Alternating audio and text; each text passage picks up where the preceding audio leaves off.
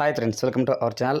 Telugu Bigg Boss 8 ఈ second weekend promo కోసం ఎంతోమంది వెయిట్ చేస్తున్నారు కదా.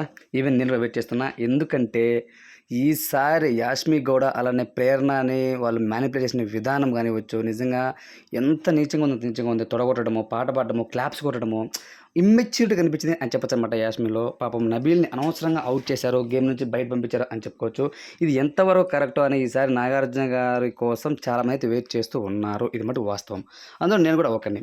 కానీ ఎందుకు నబీల్ని వాళ్ళ టీం మెంబర్ సపోర్ట్ చేయలేకపోయారు అనేది నాకైతే చాలా ఆశ్చర్యంగా అనిపించింది అనమాట. ఒక్క ఆదిత్య ఓము, దాని తర్వాత ఆదిత్య శేఖర్ భాష వీళ్ళిద్దరూ మినహాయించి మిగతా వాళ్ళు ఎవరు కూడా ధైర్యంగా మారలేకపోతున్నారు. నిఖిల్ చూస్తే భయపడతారు, యాష్మిన్ చూస్తే భయపడతారు, వాళ్ళకి పెద్దగా ఆన్సర్స్ ఇవ్వకపోవడం, వాళ్ళు ఎదురు మాట్లాడకపోవడము, ఎందుకు ఈ విధంగా చేస్తాను దాచిపెట్టలేదు. ఫస్ట్ ఆఫ్ ఆల్ బ్లౌజ్ ఏదైతే ఉందో సాక్స్ కానీ దాచిపెట్టావంటూ మ్యానిపులేట్ చేసి తను కూడా సంచాలక డెసిషన్ తను తీసుకోలేకపోవడము, ఇన్ఫ్లుయెన్స్ అయిపోవడము, ఎవరైనా చెప్తే వినేయడము గుడ్డిగా. సో ఇవంతా మరి ఫైనల్గా ఏడ్చింది వేరే విషయం.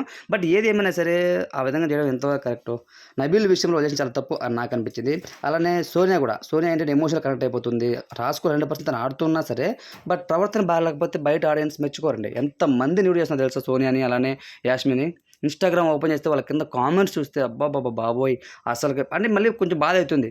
అరే ఎందుకు ఈ విధంగా చేస్తున్నారు వాళ్ళు, అమ్మాయిలకు ఆ విధంగా కామెంట్స్ పెట్టకూడదు, కానీ చాలా చండాలంగా వస్తాయన్నమాట. అది వాళ్ళు చేసుకున్న ఇదే అనమాట. మీరందరూ చూస్తూ ఉంటారు బిగ్ బాస్ హౌస్లో ఎప్పుడైనా సరే. సీజన్ 8 ఇది. సీజన్ 8 సీజన్స్ చూస్తున్నారో అంత ఘోరంగా, అంత ఇమ్మెచ్యూరిటీ ఉంటే మాత్రం బయట ఆడియన్స్ ఆడుకుంటారు అని వాళ్ళకి తెలుసు. కానీ అయినా సరే ఎందుకు బిహేవ్ అర్థం కాదు. యాష్మి అయితే చాలా ఓవర్ చేస్తుందండి.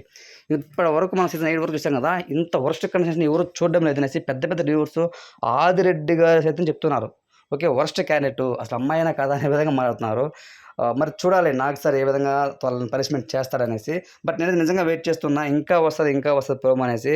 అలానే ఈ వీక్ డేంజర్లో ఉన్నది మాత్రం సీత, దాని తర్వాత మీరు చూస్తే పృథ్వీరాజ్, దాని తర్వాత వచ్చేసి ఆదిత్య ఓం. వీళ్ళు ముగ్గురు కూడా డేంజర్లో ఉన్నారు.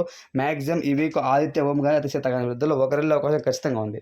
ఫ్రెండ్స్, మీ పాయింట్ ఆఫ్ ప్రకారం ఎవరు ఎలిమెంట్ అవుతారు బాబు సార్ కమెంట్ తెలియచేయండి. ఇలాంటి మరిన్ని కోసం మనకు సబ్స్క్రైబ్ చేయండి, సపోర్ట్ చేయండి. Thanks for watching friends.